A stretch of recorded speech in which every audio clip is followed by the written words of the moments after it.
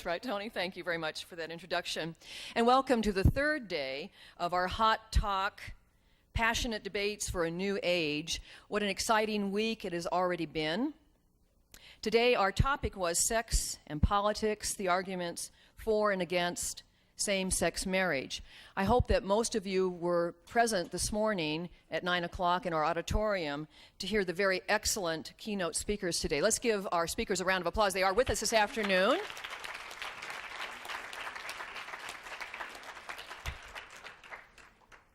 All the topics this week have been hot topics, or all the topics we will have this week are hot topics. In fact, I did just a little Google search before I came over here this afternoon, and in the last 3 weeks alone, there have been over 8,000 articles in the newspaper on same-sex marriage. So indeed, it is a hot topic. The format that we'd like to have for our response panel this afternoon is as follows. We're going to introduce our panel members. Then they will have a chance to respond to our program this morning. They'll have approximately 5 minutes to talk about their feelings and their opinions about what transpired. At the end of the response panel, our esteemed guests, Praveen Fernandez and Dwight Duncan, will respond to the responders. How about that? And then you'll have a chance finally to respond. What we'll do is invite questions from the audience to ask our panel members and also our distinguished guests. So first of all, let's have our introductions of our panel members.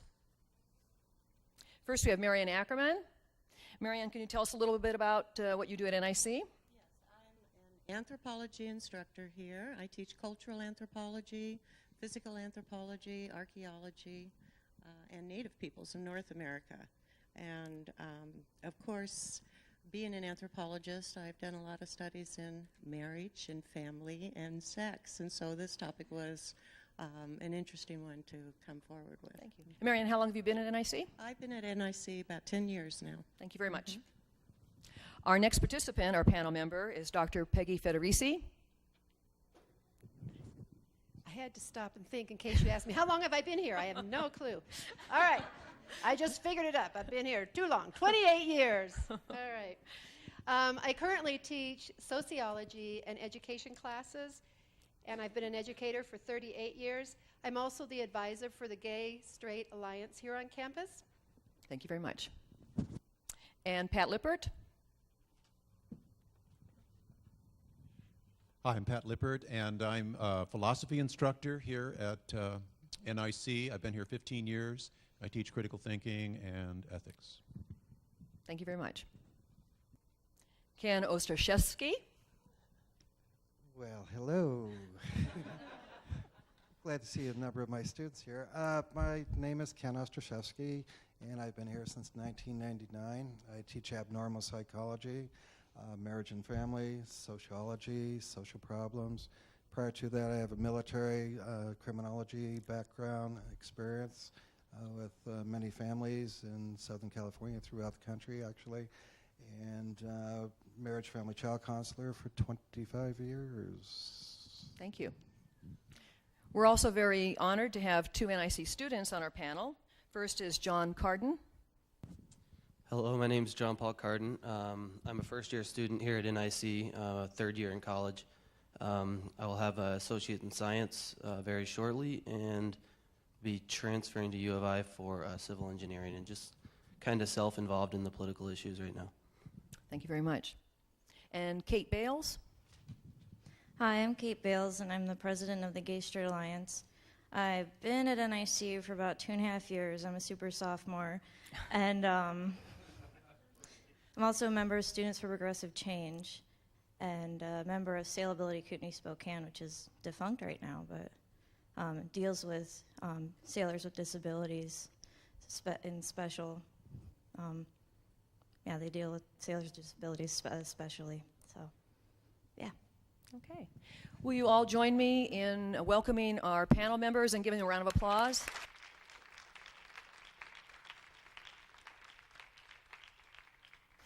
And just to make things a little clearer for our audience, we'll have our panel members respond in the same order that they're on the program. So first we have then Marianne Ackerman.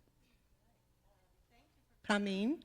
And I'd like to thank our guest speakers, Mr. Duncan and Mr. Fernandez, for coming to campus. Talk about a hot topic. It's a very emotional topic, too. It's very difficult, I think, to talk about this issue without getting emotional either from one side or the other of the issue, and maybe from both sides of the issue even. Same-sex marriage. Well, as an anthropologist, I know that there have been societies who have accepted that, but I also know that we need to look at those things within the particular culture we're talking about. And I think our guest speakers did a good job of addressing that issue from many public's points of view. Mr. Fernandez pretty much stayed on the legal end of the issue, I think, and did a very good job of that, talking about the importance of protecting people's rights, the rights that come with marriage, the legal rights that come with marriage, the economic protections that come with that, and the emotional response to marriage, the meaning of marriage. I think he did a great job of bringing in how important it is to be able to marry because of that great meaning that it entails for people. Mr. Duncan did what I did, I thought, and many people do, and that is talk about family and family issues. And it's very difficult to talk about marriage without talking about family. And so a big problem that I've had with the whole debate is, how do I separate those two? How do I focus in on marriage and not go way off into left field into family? And I'm not getting very good at doing that, and so I think perhaps a lot of people will have problems discussing this issue and keeping focused on the legal issue of marriage as it opposes what family is. And if we were to get into a discussion of what family is, we could take that in many different areas today. And I really enjoyed the questions that you all had after the debate, the questions that you had of the speakers, because it was addressing many of those family issues too.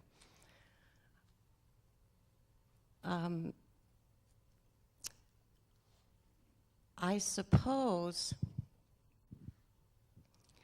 well, there's certainly families without marriage, and I think we can all agree with that. And it was suggested that those families, such as single parents with children, do fall under the legal realm. They are protected economically, socially, and when it comes to same-sex couples who are raising children, they don't fall under those same legal rights, those economic rights, those protections, both legal, economic, socially.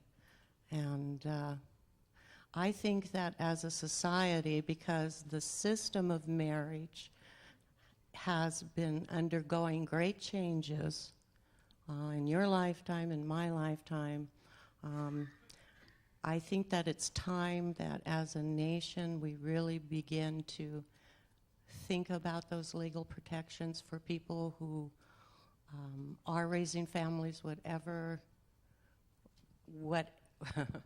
however they're connected. But certainly, since same-sex couples are also raising children as families, I think it's time for this discussion. I think we need to figure out what it means legally, try to keep the emotion out of it. Certainly talk about family too, and the values of family, and come to some kind of understanding. One of the biggest issues with this debate is whether or not courts should decide this, specifically the federal court. And should it be an issue that each individual state takes up and makes some legal understanding of, or do we turn it over to the federal government to define what marriage is for us? And again, I think we all need to really think about that, how far we want government to be involved in our personal lives and make those kinds of decisions for us. So I'd like to pass this on.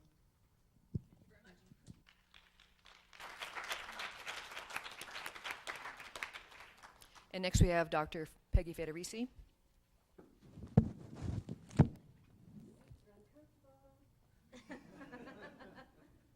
I'm going to come over here. Then I don't have to hold this thing. Can you hear me? Yes. All right. Before I start, just a little bit more introduction about who I am. I'm the wife of Ken Weimer, a heterosexual. We were married in a religious ceremony out along the Coeur d'Alene River, out Pritchard Way, for any of you that know that. I am the daughter of Mary and Rudy Federici, two heterosexuals. They were married 60 years ago in a civil ceremony because my mother refused to become a Catholic. All right?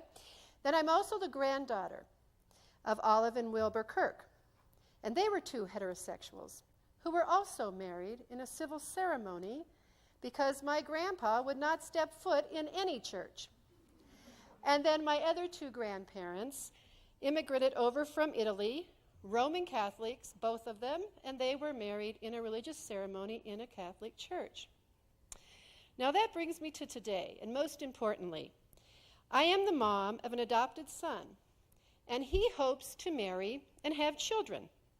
But in order to do this right now, he's going to need to move to Massachusetts or Canada, and that has me upset, and that's why I'm here today. In response to the panel, Mr. Fernandez and Mr. Duncan appreciated the comments that you had to say, and these are my thoughts. Today, I believe we're in a period of flex, we're in a period of change, and I guess to sum everything up, I'm an optimist, not a pessimist about change, any kind of social change.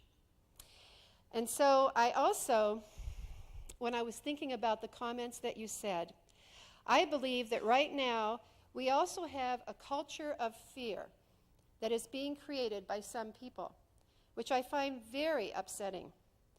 I don't fear, to use someone's words, social experiment.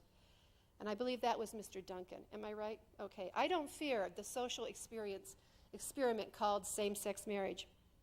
We've had folks getting married in Massachusetts now for about a year, and I haven't seen any catastrophe happen. My friend there, who married her partner of 21 years, said that after getting married on Sunday, the next day, they woke up, they had coffee, they had breakfast, they took their showers, they said their goodbyes, and they went off to work. And nothing happened.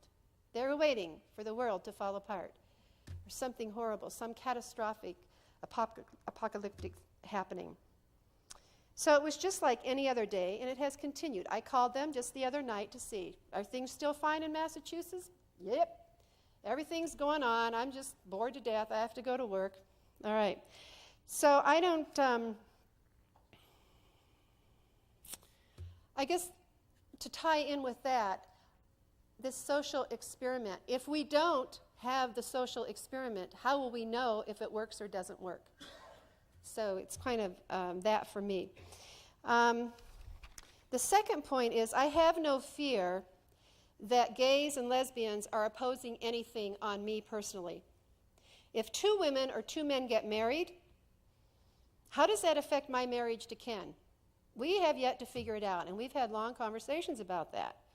Why should I feel threatened by their marriage? It doesn't threaten my marriage. It doesn't infringe on my right to marry. So who does it harm? Third point. I don't believe that it will harm the institution of marriage in this country. I believe that it only will expand it, as we've been doing for the last century. I had to look this up because I'm just newly going to be teaching marriage and family this summer. Won't that be fun? All right. Marriage has been an amazingly flexible institute. It's in a continuous state of flux. It's been a purely secular ceremony. It's been deeply religious, like my marriage was. It has been regarded as a lifelong commitment. It's been a temporary handfasting which expired after a year and a day. It has symbolized the transfer of the near absolute ownership and control of a woman from her father to her husband. It has recognized the relationship of two independent individuals who enter marriage as equals. In the past, some African Americans and interracial couples have not been permitted to marry. Currently, with few exceptions, any opposite-sex couple, no matter what their race, can marry. In the past, only heterosexual couples were permitted to marry. Now, gay and lesbian couples are permitted to marry in Massachusetts, Canada, Netherlands, and Belgium. And so on it goes. So for me, I see this as just an expansion over the historical context, one that becomes more inclusive as we move through the times. The reason I started my talk out telling you about my family is because I think some people in this audience might be confused about civil marriages and religious marriages. And we had both in my family. So if two lesbians go to the courthouse, get a license, and they decide to have a religious marriage, because there are still many churches here in the United States that will let them get married in the church, that's fine.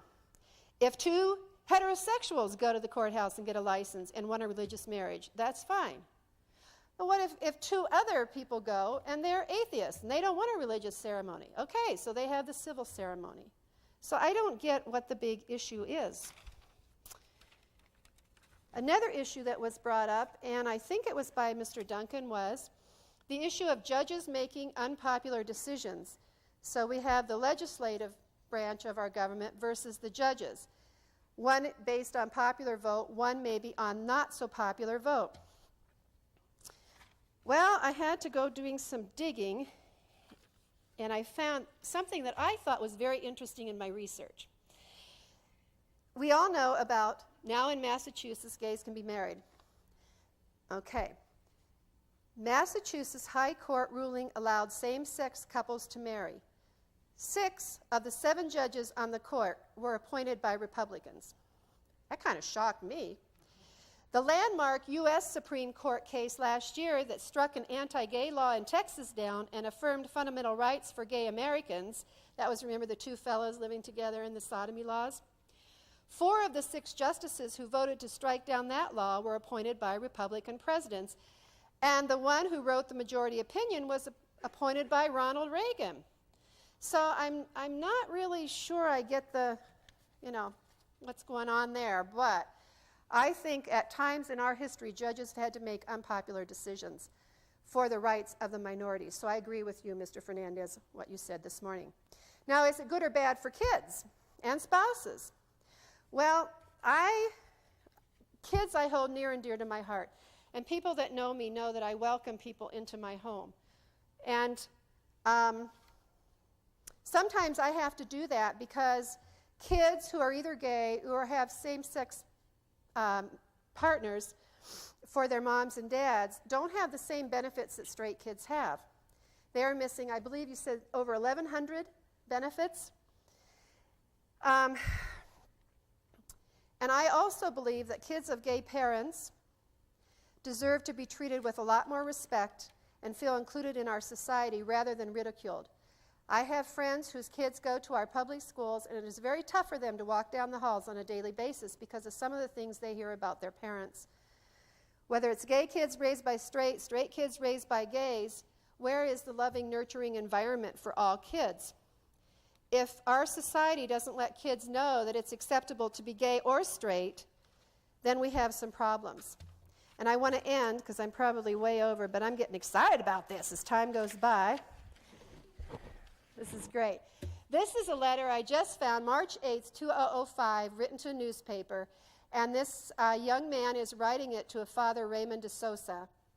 And he says this: I wonder if those fighting so hard against same-sex marriage ever consider how much it means to gays. They don't know what it's like to be a teenager when the pressure to conform to a straight world is so great, and you experience the horror of realizing you are gay. They can't understand what it's like to listen to your friends talk about how they hate queers and how they wish all the faggots were dead. You consider suicide because you never want anyone to find out the truth about yourself.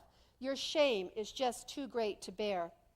And these people can't understand the hope that filled my soul when I first found out that gay marriage, same-sex marriage, was being considered. This legislation goes so far beyond marriage. It's a symbol. It represents the hopes and the dreams of gays for a better world. Now that I'm 18, I can finally admit to myself that I'm gay, and I no longer feel the shame that almost drew me to suicide. At least now I have hope. What I can't understand is how people like Father de Sosa, who are supposed to be in the business of giving people hope, are so determined to crush it.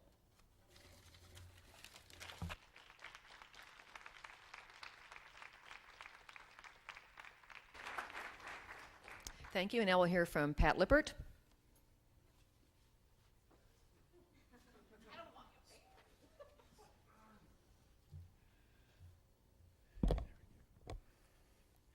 In responding to this issue and debate, especially as an amateur Catholic philosopher and theologian, I have to wear three hats. I have to speak in turn as a political philosopher, then as a plain philosopher, and finally as a theologian. First, as a political philosopher, speaking in terms of our republic, which values first and foremost the individual and the freedom and the rights of the individual, it is hard to see how the dignity of a civil union can be rightly or justly denied. The republic here is an association of rational individuals who seek by this rationality to better understand and practice human goodness. And it seems in these terms to be better and more just to have some kind of civil union. Speaking now as a philosopher, plain and simple, I would like to challenge all of us engaged in this debate to think deeper about our situation.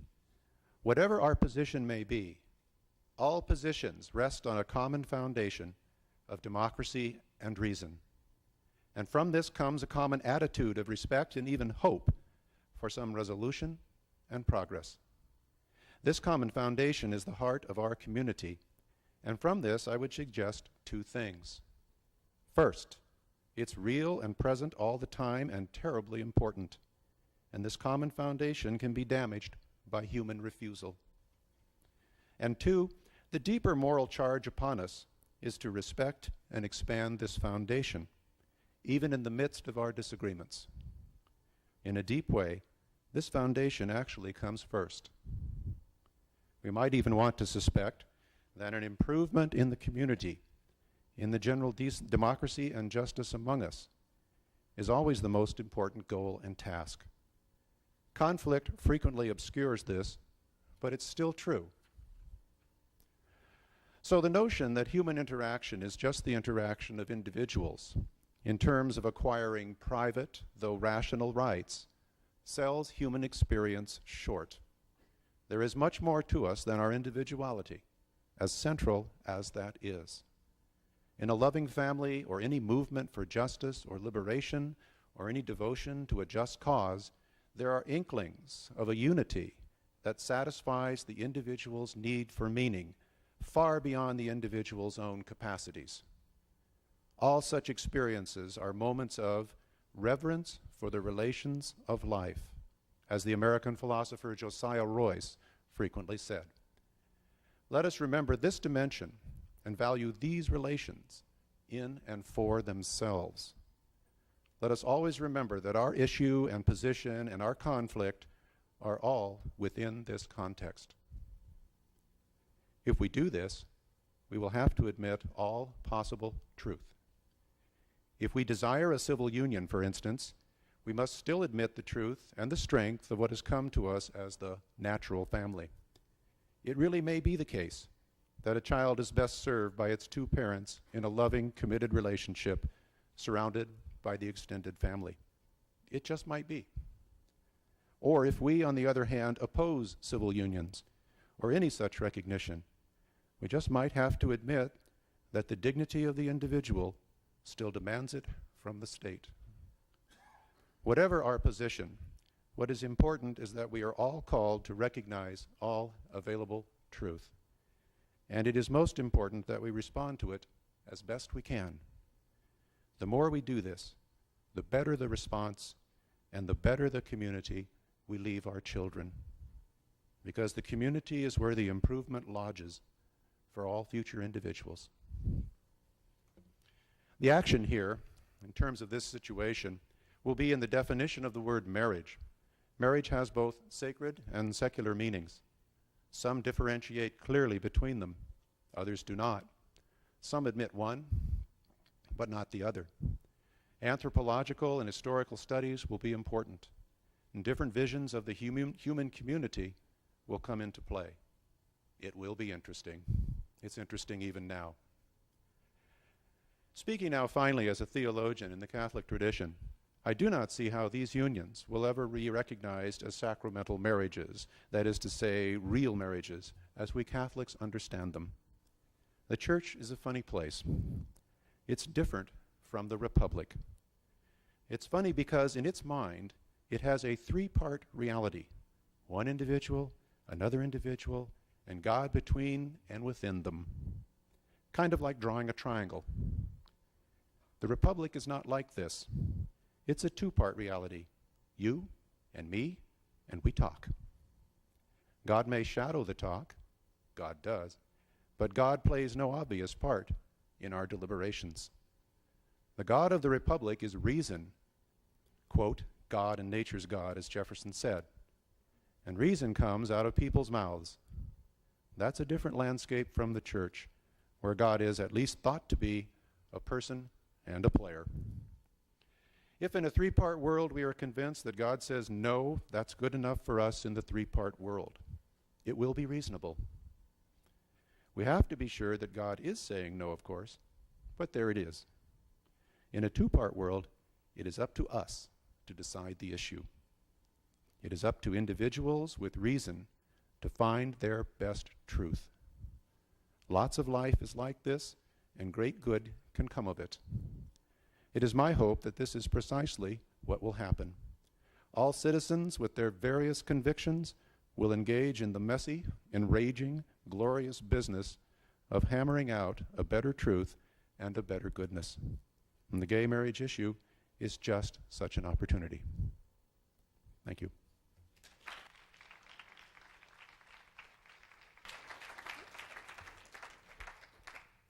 And Ken Ostraszewski. Yes, and I'll sit right here because being a family therapist, I'm used to sitting in the chair and couch, and we're going to do a little therapy today. I didn't come truly prepared. I did listen to your talks this morning. They're of quite interest. I think one thing that we have to look at is the fear tactics that take place in our country today. Ever since 9/11, in the fear tactics that the Iraqis are going to come and get us, and they've got nuclear weapons and all this kind of stuff, which is a total farce. It's not true. Okay, there's other fear tactics that are taking place in our country today, and I think we need to be cautious of that. Okay, we talk about the civil rights, we talk about gay marriages and marriage and family class, but I think we need to talk about the heterosexual family. We're talking about 60% divorce rate in a heterosexual family. I just, in my abnormal psychology class, I've just put together a 62-page pedophile list, okay? It's an open document. My students will be seeing it by the end of the semester. And of those 62 pages, and this is just for Kootenai County alone, There's approximately 1,600 pedophiles over in Spokane. Of the 62-page pedophile list I have here, we're talking about heterosexual men, heterosexual women. It's not homosexual men or lesbian women, okay? You need to be really clear of that because I hear so many fear tactics. What about the sexually abused child, the battered wife, the wife that is raped? Oh, can a husband rape his wife? Why, most certainly he can. No is no. And so I'm going to be continuing here for a few more minutes, talking about the family. Where is our family today? I've been privileged to work with lesbian couples. I've been privileged to work with homosexual men, couples, and my students in my marriage and family class say, well, how do you work with these people? Oh my God. I said, well, let's see. People paid me between, depending on what they could afford, $70 to $110 an hour for doing marriage counseling. And people would come in, oh my gosh, who's going to take out the trash? Oh my God. Oh, John or Mary's leaving their underwear on the bedpost at night, just like heterosexual families. Okay, you're a homosexual couple, whether lesbian, male, gay person, they have all the same issues, same domestic issues that the heterosexual family has. And they were willing to pay me this great sums of money because they were too immature. I tell my marriage and family class, from age 18 to 28 is dead time. What do I mean by that? I mean that all of you ladies out there are to get an education, get all your credentials, get all your degrees, so when you marry Mr. Wrong, you can dump the guy, okay, and take care of yourself very nice financially, okay, and your children. And I would say the same thing to a homosexual couple, okay. We have to have some levity here, folks. I mean, this is getting too serious for me, okay. But we have to be real cautious of fear tactics, okay. All families, well, General Dallaire, wonderful Canadian general, he said, man is man is man, right after the Rwanda incident. Man is man is man. And I think that's the way we need to look at this. The other thing is what I do is, with my students is I say, put your finger out. Can you put your finger out? Come on, come on, come on. Let's put your finger out. Okay, come on, put your finger out. Okay. Do we have the right to be judgmental over another human being? You got three fingers looking back at you saying, what's your accountability? What is your responsibility? How can we, if there is a God, let God be the judge maker in the end. We are not to be the judge maker. Who made us God? And when we do become self-righteous in doing this and being judgmental about other human beings, I think God, as John Stewart would say, well, I love him, man. Yeah, he's right on. Okay, but who gives us the right to be judgmental? I can't be. I have my opinions, as some of my students now. But it's for me to have all of you do critical thinking. That's our job here as instructors, is critical thinking. Yes, keep those good values that mom and dad talk to you about, okay? But I'm not a Republican, I'm not a Democrat. And then the student says, well, you must be a commie. No, I'm not a commie, okay? But you know, just recently, and I'm going to end here pretty soon, but just recently we've had 1,523 body bags come back from Iraq. Okay, 1,523 body bags. And these soldiers have been fighting for the rights and freedom of other people. How about the freedom and rights for our people here in our own country? And start looking at each other with love and respect and kindness. Okay? That's about all I have to say. Thank you.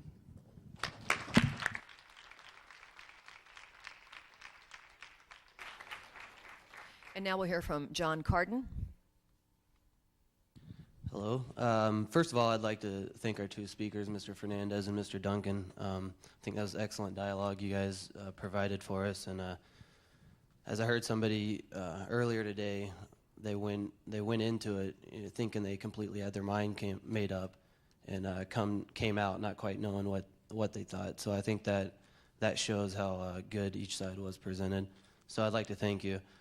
Probably the first way I like to approach this is the main way I look at it is the fact that this is a constitutional issue.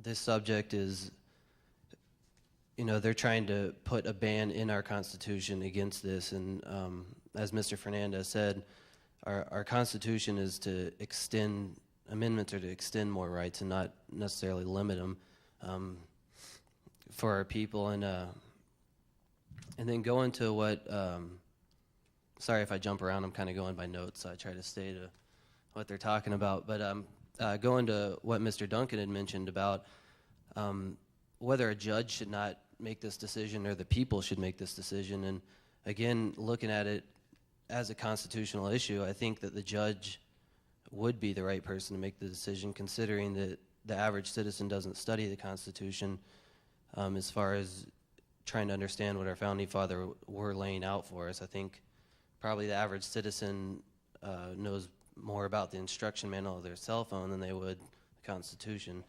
And so I just think that the judge would probably be one of the more qualified people to make that decision. One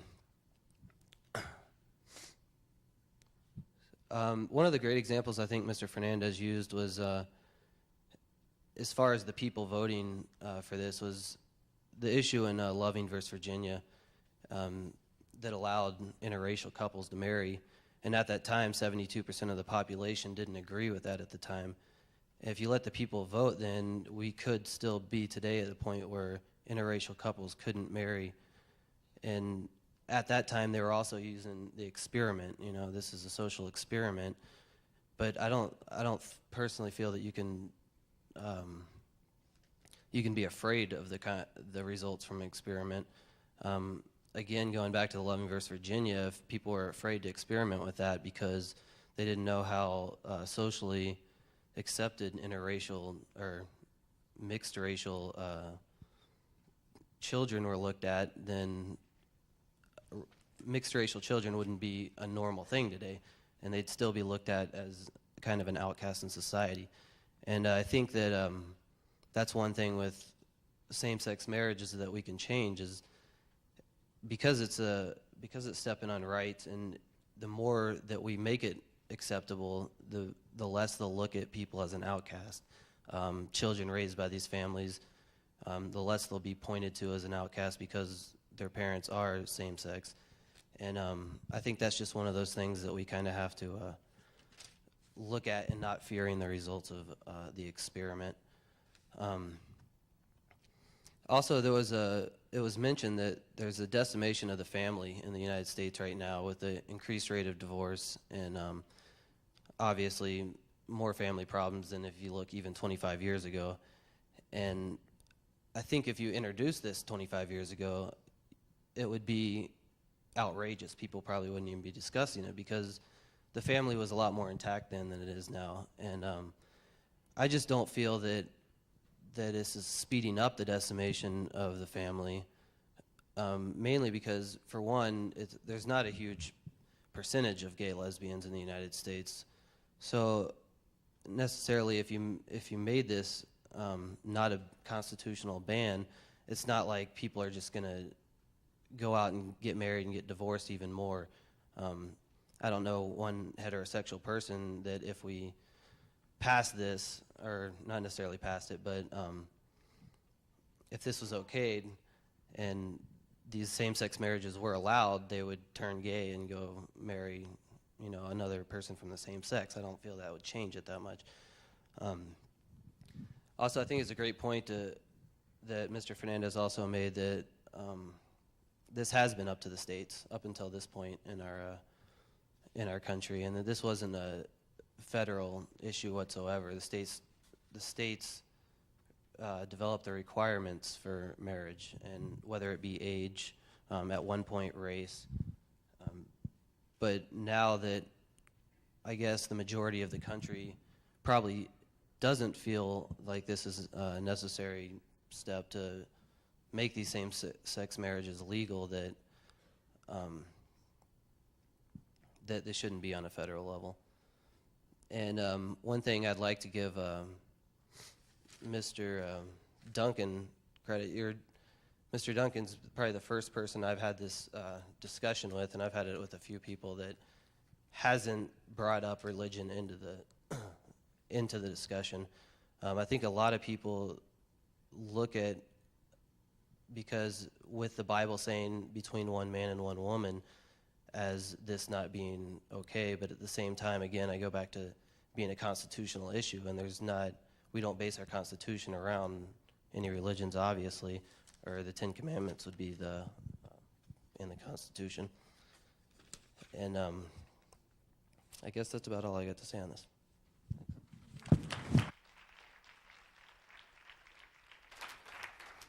Thank you. And the last person on our panel is Kate Bales.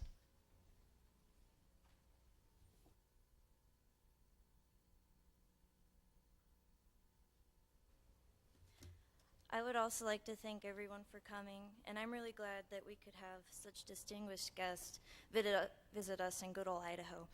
So,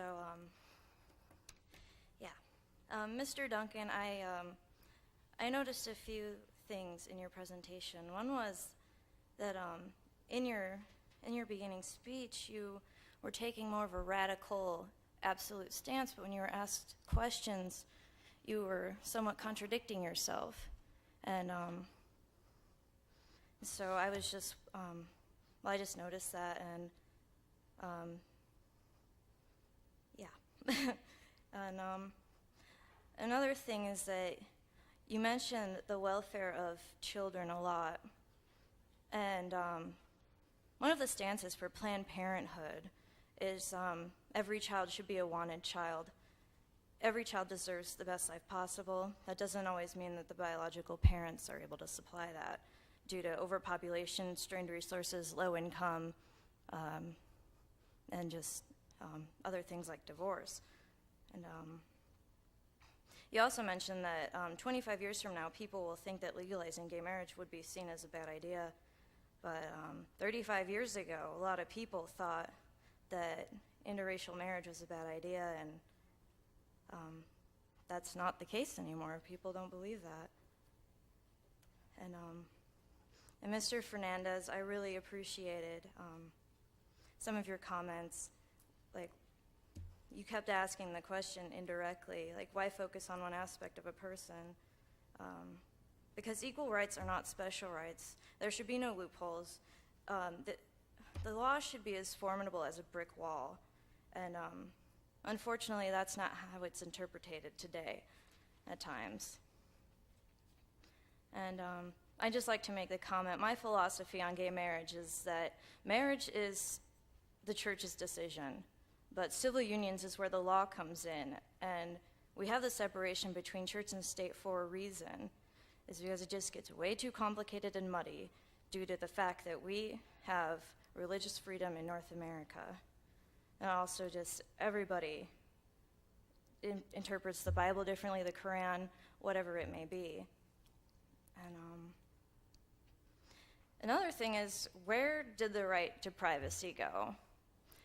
Granted, many see the Patriot Act and the Homeland Security Act as a good thing, but unfortunately that also opens the door to losing that right to privacy. Some people believe that that their safety is more important than their right to privacy. However, I disagree. And Idaho's unofficial motto is live and let live. And apparently that is still the motto of Idaho, but it's fading fast because the anti-gay marriage bill failed in the House of Representatives in Idaho by 3 votes. And that's a little close, in my opinion. But it's still a promising sign that maybe Idaho isn't 20 years behind the times anymore. Maybe we're back up to like 15. So, and another thing, there is another country in Europe who allows gay marriage. That happened about a month and a half ago, and that's Spain. And that, I don't know, I read that and I was just like, oh my gosh, I can't believe that.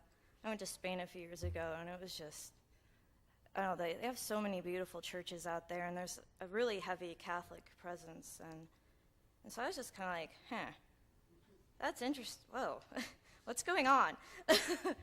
And so, and that's pretty much all I have to say. Yeah, cool, thank you.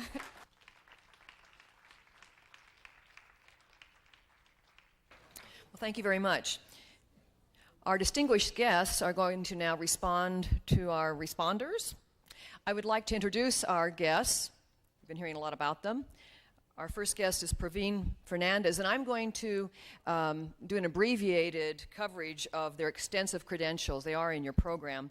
But Mr. Fernandez is a public policy advocate with the Human Rights Campaign in Washington, D.C., where he works on issues relating to HIV/AIDS, gay, lesbian, bisexual, and transgender health, sex education, same-sex marriage, and judicial nominations. He earned a Juris Doctorate degree from the University of North Carolina College of Law, a Master's of Public Health from the University of North Carolina School of Public Health, and a bachelor's degree in biomedical ethics from Brown University. And we have Dwight Duncan. Duncan is a professor at the Southern New England School of Law. He is a leading conservative authority on bioethics, legal ethics, and constitutional law, and has been involved in the ongoing legal debates on gay marriage. He has authored numerous scholarly law articles on First Amendment rights, euthanasia, and same-sex marriage in such journals as the Harvard Journal of Law and Public Policy.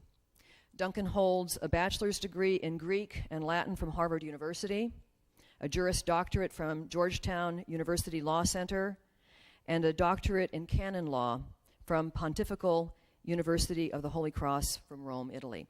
Please, let's welcome our guests.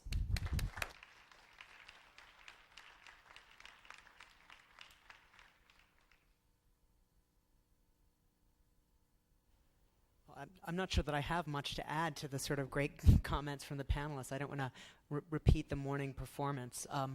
I want to thank you all for being here. I'm assuming most of you were here this morning too, so that's almost 2.5 hours of your time, your good time that you've spent here, so thanks for being here.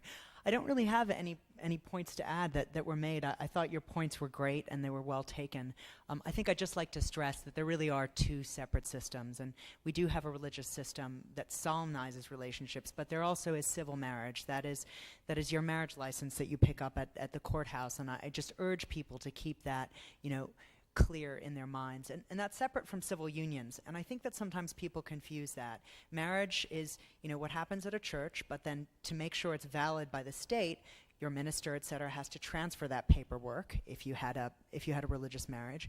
Or if you chose not to have a religious marriage, you go to a city hall and you get that paperwork directly. An entirely separate thing is civil unions. Civil unions is a state product. It's an entirely new product that some states have created.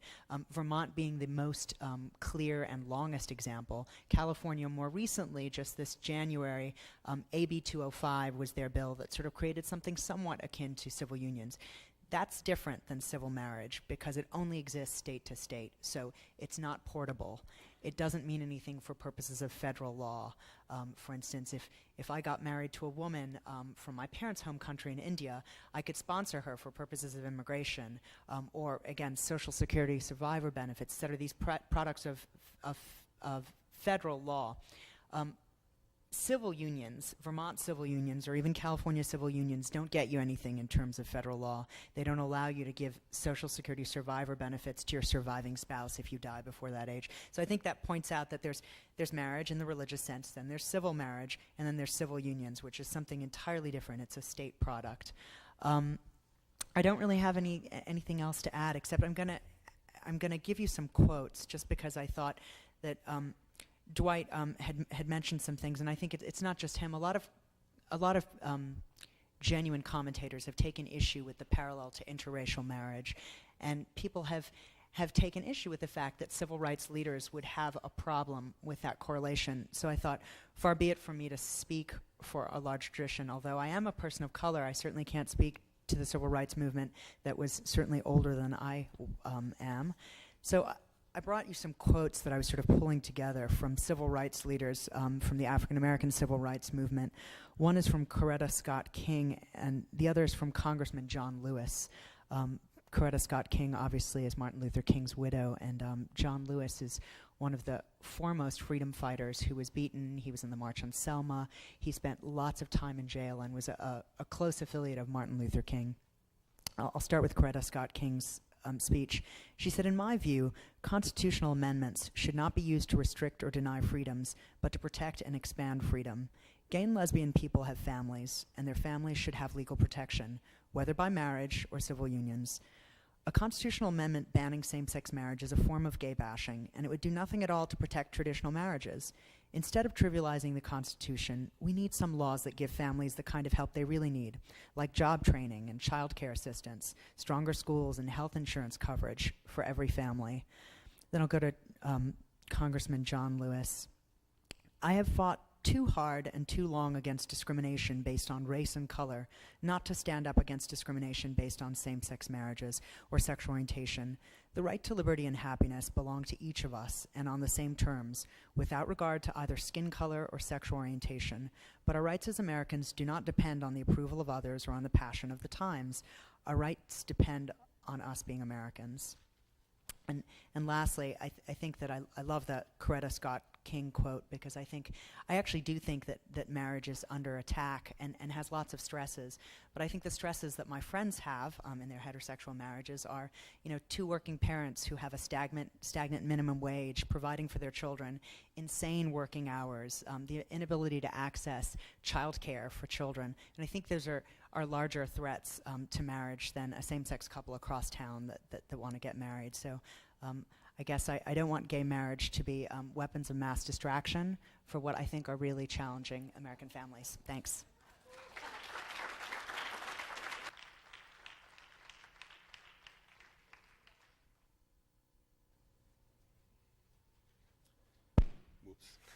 I'd like to thank the panel for its obviously thoughtful and heartfelt comments on this morning's presentation, and also thank Praveen and thank you all for being here. I don't feel, I guess I'll make a few points that I could scribble on my newspaper. I didn't really come prepared. But I don't feel the compulsion to sort of have the last word in this matter, and actually look forward to hearing the students, and so I don't want to take a lot of time. I just make a couple points, really. One is, several people made this comment, the sky didn't fall after May 18th when Massachusetts recognized same-sex marriage. I'm the first to recognize the sky didn't fall. Sky, doesn't normally fall, but it's pretty sturdy, in fact, and even when we had slavery in this country, the sky didn't fall. So I guess I'm just saying, I think that's a rather high test to have to meet to be able to influence the public policy discussion, Also, references have been made to fear tactics, and I guess I'm against fear tactics as well. However, occasionally, there are matters of concern, right? What happened on 9/11, it seems to me, is grounds for concern. And you might say, well, there's just a lot of fear-mongering going on in the wake of 9/11, and probably there is some fear-mongering, but I guess I'm saying it isn't all fear-mongering, right? There's some objective concern out there, and I guess I'm just flagging this as a concern. And maybe you can say, well, I'm an optimist, and I'm all in favor of social experiments, and all I can say is, there are social experiments and there are social experiments. Some turn out well, some turn out not so well. And I just think I just would hope that people would be realistic enough and objective enough to, be open to the evidence, regardless of which way it leads. I guess I, for my part, am trying to make an effort, and I do listen with attention to what everybody has to say on this issue. I don't, mean to disrespect anybody. And I suppose that's another point, is I honestly believe everyone is entitled to, respect and has a certain innate dignity as a human being. I don't think a gay bashing or persecuting homosexuals is appropriate in the least. I'm completely against it. but I think we can separate that from this question about what's good public policy, right? I mean, I can say everybody who smokes, is entitled to my respect as a human being, but I don't necessarily approve of smoking, or I don't think smoking is a great way to go, even though I guess I'll defend a person's constitutional right or whatever to smoke. I suppose another thing is this claim somehow about the history, right, that marriage has undergone these radical transitions, and this is just a further expansion, and so on and so forth, and citing the interracial marriage thing, that at one time there were some laws in this country against interracial marriage. And I guess I would just distinguish that, because it seems to me interracial couples, there's no question but they would meet the essential definition and understanding of marriage. That is, they were capable of procreating, capable of providing children with a mother and a father. Now, people of racist beliefs might think that's not a good or appropriate marriage, but I don't think anybody questioned whether it was or could be actually a marriage in essence, in nature. And one final point, I guess, about this thing about the federal Constitution never having been amended to take away people's rights. Well, I guess I beg to differ on that point, and I'm not simply referring to prohibition. I'm referring to the 13th Amendment, which abolished slavery in this country. Thank God. I mean, I'm all in favor of abolishing slavery. But there's no question but the 13th Amendment took away rights of slaveholders in order to give rights to other people. Furthermore, in 1973, when the United States Supreme Court decided by a 7-2 vote the decision of Roe versus Wade, my view would be they, in effect, amended the federal Constitution to include a right to abortion. In doing so, they expanded rights to one group and took away rights from another group, namely the unborn. And so I guess I just am very skeptical about this claim that somehow, the expansion of rights is always a one-way street. Because in fact, every time you expand rights to one group, you diminish rights to everybody else. And there was one other thing I wanted to say about that.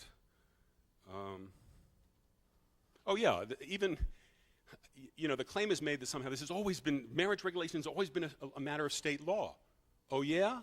Then how come Loving versus Virginia in the 1960s declared that the ban on interracial marriage, which was a state law, violated the federal Constitution? Right? There's no question but that federal constitutional concerns would trump state interests in certain matters. So I guess I don't see this great federalism argument that's objection to things like the proposed federal marriage amendment. Anyway, I do thank you for your comments, and I don't want to just ramble on and on. Thank you.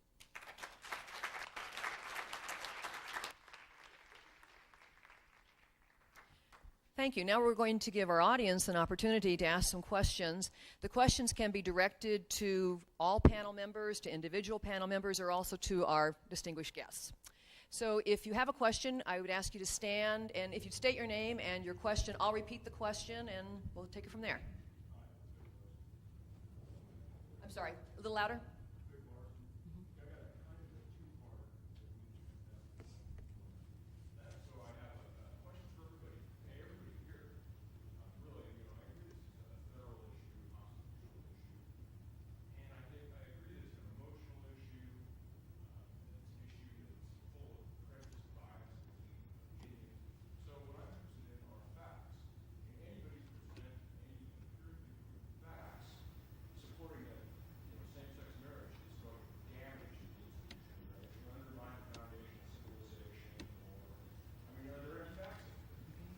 Everybody hear that? The question is, are there any facts that prove that same-sex marriage is going to undermine marriage as it exists today? Is that close? Yeah. Okay. That was the first part? Yeah, no. Okay. Do you want to address that first, or? I'll just throw in a second. Okay.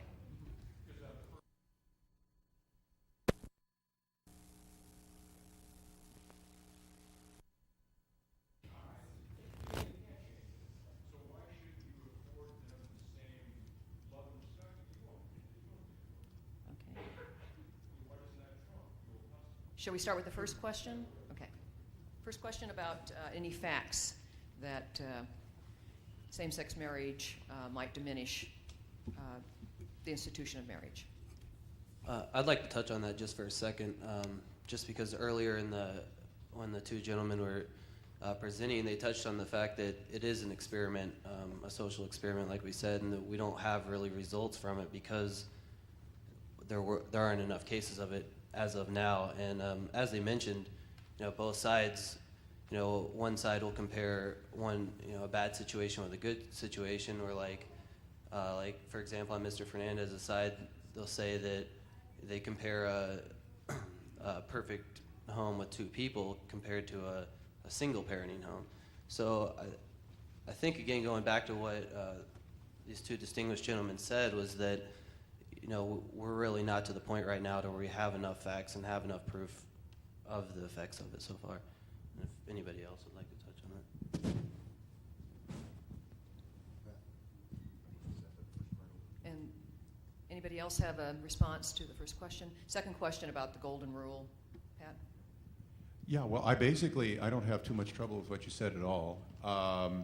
How it works out is what I was basically saying. I'm saying there's a difference between the Republic and the Church, and they play it out in a different structure. And I'm not an expert, and I don't know ahead of hand how it's going to turn out. In fact, I think the major action, like I said right now, is over the term marriage. What does it mean? And it may be it's obviously undergoing stresses and strains, and then the question is, how is it going to emerge from this?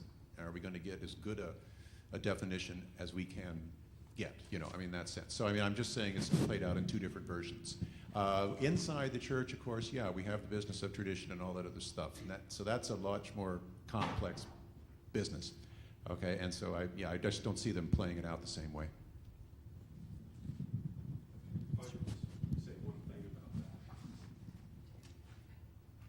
that. No, it's just on this point of this question about the application of the golden rule.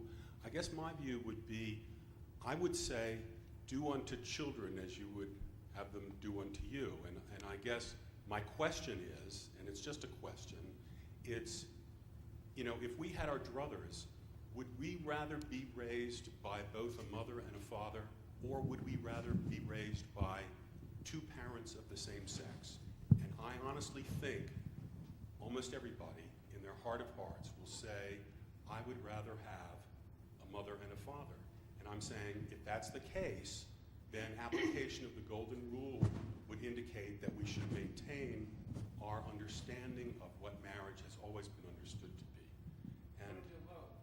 What's that? Put it to a vote in this room right now. See how many people would answer exactly how you just said. That's fine with me.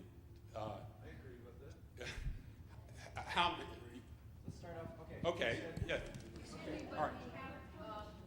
Just to keep things kind of like in line here, if you do have a question, could you wait until it's time? Okay, that would just make things a little smoother. Okay.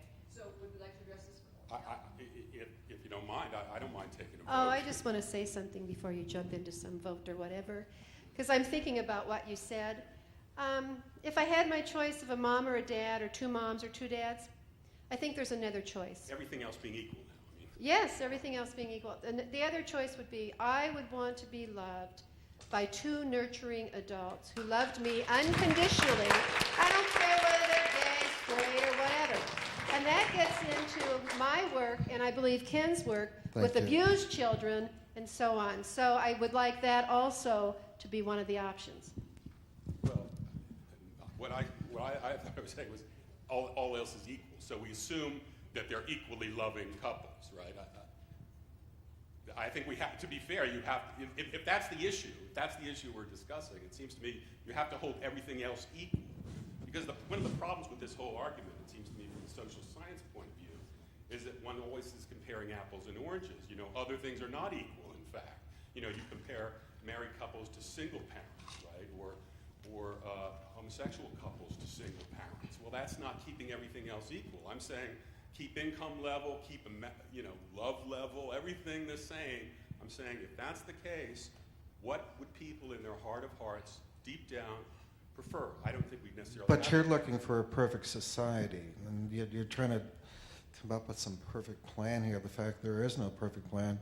I've seen more battered children, abused wives, and heterosexual families Well, than I that's have. because there are plenty more heterosexual families out there. Then why should we be concerned about two men or two women wanting to get married. Why should we be concerned about it? Well, What's the fair tactic? I mean, that's what I keep hearing. And I guess I have to throw this out, that every time we talk about this issue, we're always focusing on one aspect of a human being. One aspect. I think love trumps everything, no matter whether you're gay or straight. So I don't want this to, go downhill as quick as it is. Okay. Can I make a statement real quick? Questions? This gentleman first row, second row. Oh, just a minute. He's got nothing TV. I think I'm being summoned off.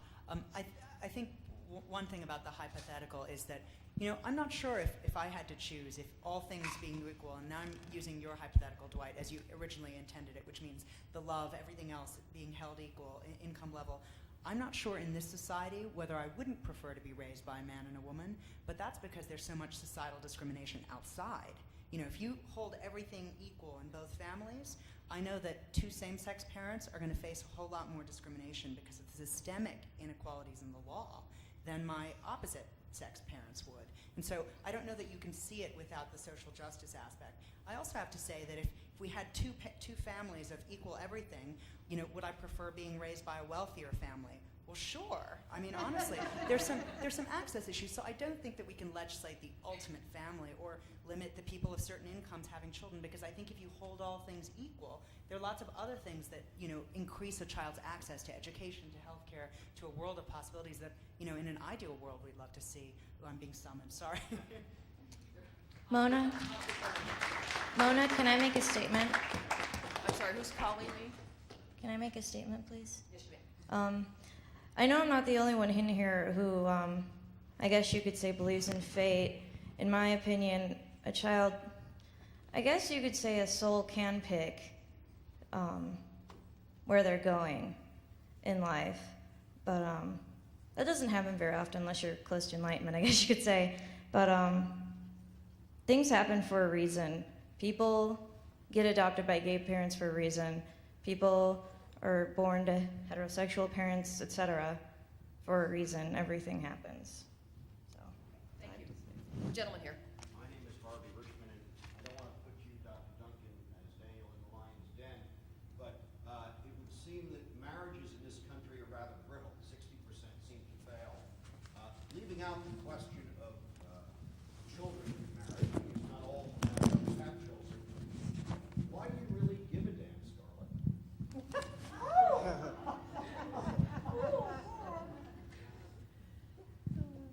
Well, leaving outside the question of children, frankly, my dear, I don't give a damn. But I think children, my point is marriage as a social institution, the reason it is a legally recognized institution is because of at least the potential for children. And that's the future of society. Whereas a friendship between two people, even an intimate friendship that expresses itself sexually, I'm saying, I don't see what the government interest is in that. Why should it be entitled to benefits? And certainly it shouldn't be privileged over other living arrangements like two elderly sisters living together, taking care of each other. So I guess that's my position.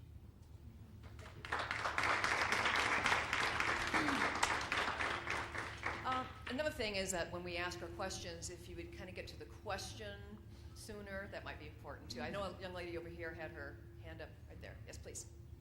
Laura. I just had something to say about the comment back there a little while ago. I just been trying to say something about it, but it's a little past. But about the comment on the Judeo-Christian values, and in the Old Testament, how it says that to one to others is to another to hate. And what I would have to say is that you can love someone and you can treat them as equal without having to agree with their values and what they say. You can treat a murderer with love. You say, oh, well, I can accept you, I love you, but you don't have to agree with what they believe. It has nothing to do with being intolerant. You can love someone, but you can be, you can disagree with them. And I just wanted to say that. Thank you. Yes. I Would you stand and give your name and? My name is Brandy Greenicke, and I just wanted to know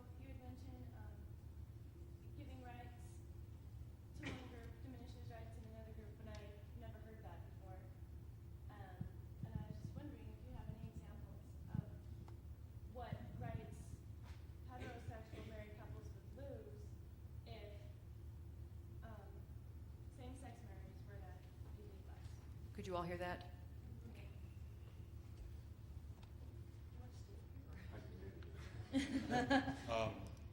The question is what rights heterosexual couples would lose.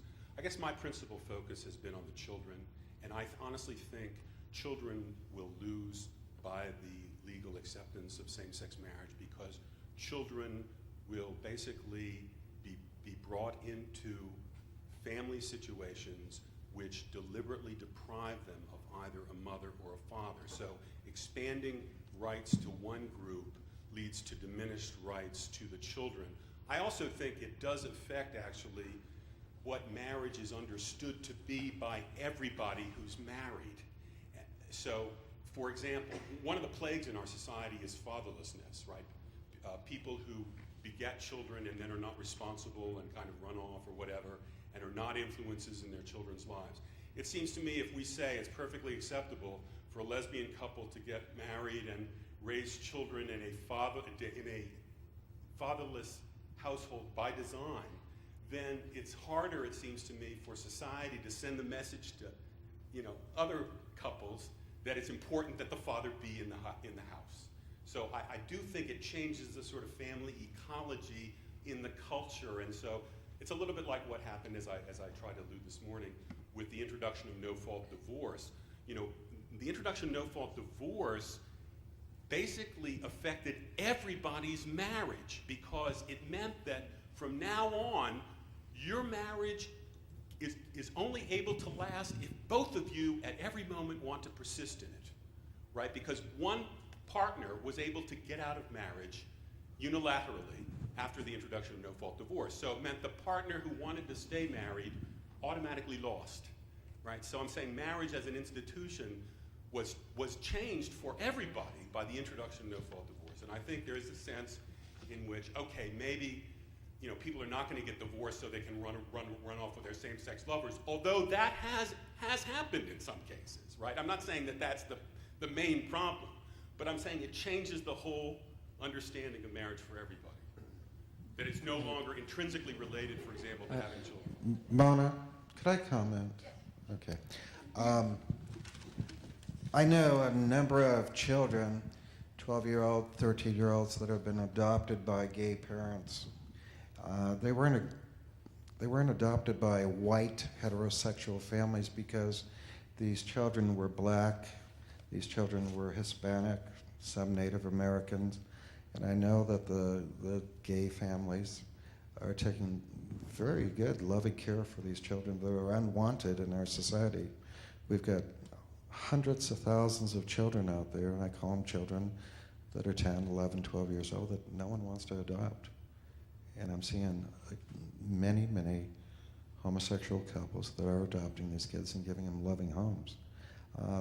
One other point I want, I thought you cut me off. Okay. One other point is a little paranoia. As young couples today are choosing not to have children, I keep hearing this term procreation, but I'm hearing many, many heterosexual families out there, young couples, that are saying, hey, I don't want to raise kids in this horrible world, this world of fear that we keep hearing on the media constantly. The Russians are coming or whoever. Okay. So they're still doing that, but okay. So a lot of couples are saying no to kids. So procreation, I don't think is an issue. Thank you. I just had a quick question for Mr. Duncan really quick. And this is just hypothetical and mainly more to understand your side of the issue. If this was okay and if same-sex marriage was allowed, would you be a little more lenient towards it if they said no artificial insemination, they can only adopt? That way it would kind of eliminate the fact that the child never had a chance to be raised in a normal, I guess, parenting situation. Instead, that it already failed and they got a chance to kind of save the child from not being loved maybe by a family at all. I think I probably would feel somewhat better about it. In fact, as I said this morning, Scandinavian countries basically who recognized same-sex marriage in effect or a civil union kind of status, they specifically prohibited at the time they introduced this their ability to use artificial insemination or to adopt, actually. So, and of course, you put it as a hypothetical, but in fact, I live in Massachusetts, so I've had to live with the reality of same-sex marriage in Massachusetts for almost a year now or whatever it was. And one of the interesting things though about that is we're seeing, and this is something that I want to study more, but we're seeing what the cultural ramifications of this are. One of the things is that in public sex education classes, homosexual relationships are essentially treated as equal, kind of given equal time, even though this is a minority sexual position, so to speak. So there's that. Recently, I don't know if you saw this thing that happened at Harvard when some woman, some famous woman, We're converting him. I never heard of her before, but she basically gave a talk in which she said to this group, women, you can have it all. You can have a great career, you can have a loving husband, kids, you can have it all. Money, well, basically this was greeted by a complaint, a formal complaint lodged against this speaker from the Harvard bisexual, lesbian, gay, transgendered, group, because it was heteronormative, right? Because somehow she wasn't sensitive enough to refer to other family structures. And it just seems to me this is the kind of intolerance, really, for the majority position that we are headed to with the introduction of same-sex marriage, that there's a coercive aspect to this that I think will eventually affect churches and, that don't conform. And we're seeing some instances of this in Europe and in Canada, where ministers have been censured and punished for essentially preaching the gospel, or certainly their religious views. I already called on the gentleman with the denim shirt on. Yes, thank you. This gentleman asked if there are any facts or studies. I have one with me, but I'd be able to read it and let Mr. Duncan comment on it. Could you put this in a form of a brief question? Sure. I would, everyone's citing the Netherlands and Belgium as case examples, and that we don't have any, quote, research in experiments on. But what we do have are numerous and countless experiments on the traditional nuclear family, a mother and father with children, that they benefit better. But my question is, there are studies in the Netherlands on the homosexual lifestyle, such as polymorphic relationships where they have multiple partners, even within a committed relationship. And to me, this is a slippery slope. Can you comment on the mistaken notion of tolerance in our culture, of how it's not all ideas are created equal, but what's at play here is an attack on the definition of marriage, which has been in our culture for over 200 years and 5,000 years in cultures across the globe. Yeah, Just some feedback. it's an interesting question. This question of tolerance, I do think everyone is, as the Declaration of Independence says, everyone is created equal and everybody has an innate dignity and is entitled to respect and so on. Okay, that being said, and I think that's the true meaning of tolerance. But as you said, all ideas are not created equal, nor are all relationships equal, right? The whole point of marriage has been to privilege a type of relationship, my view is for the sake of the potential children, to privilege a particular type of relationship. And basically, if this project succeeds, as I think it looks like it will succeed, if this project succeeds, basically we're headed down a path of saying, basically, everything qualifies as marriage, which of course means nothing qualifies as marriage, really. We've emptied it of any meaningful definition. So I would hold to the traditional definition. Oh, I need to say something.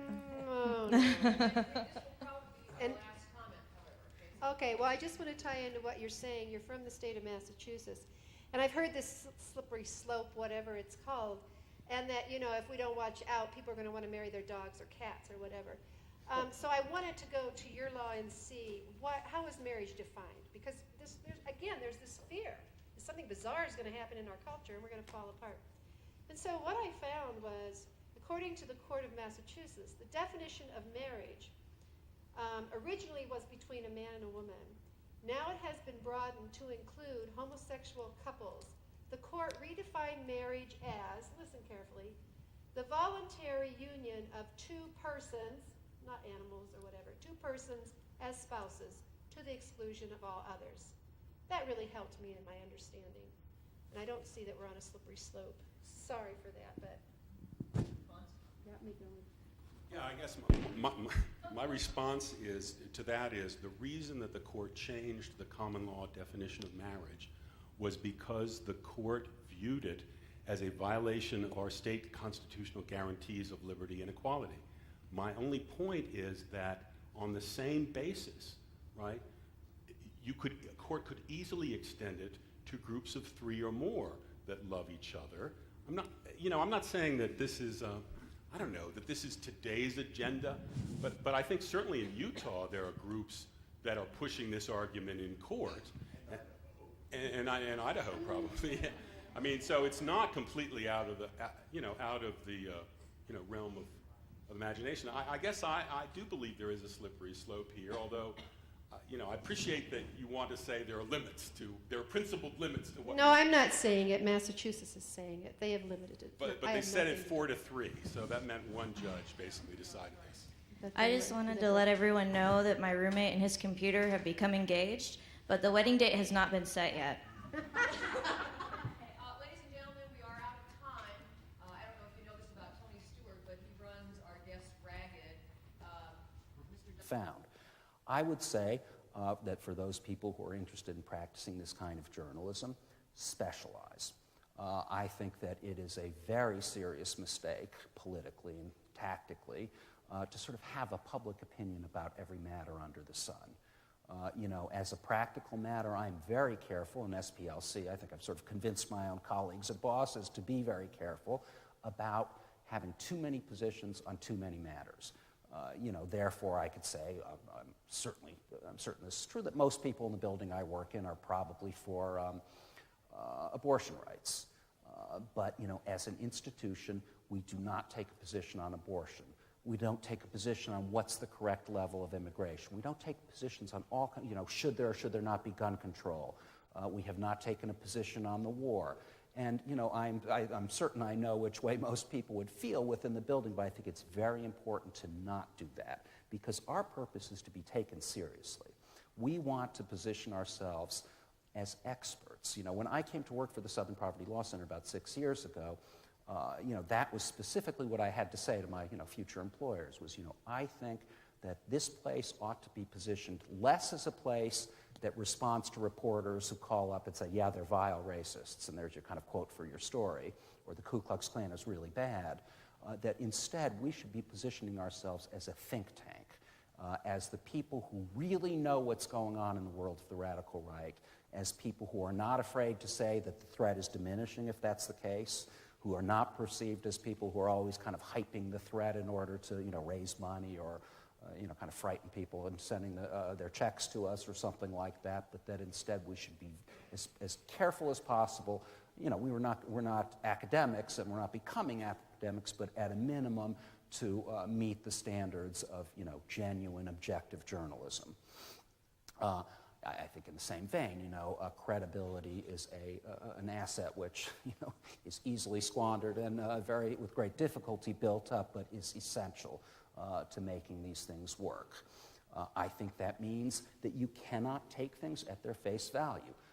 You cannot assume because of the stories that you've read in the newspaper that you understand an issue.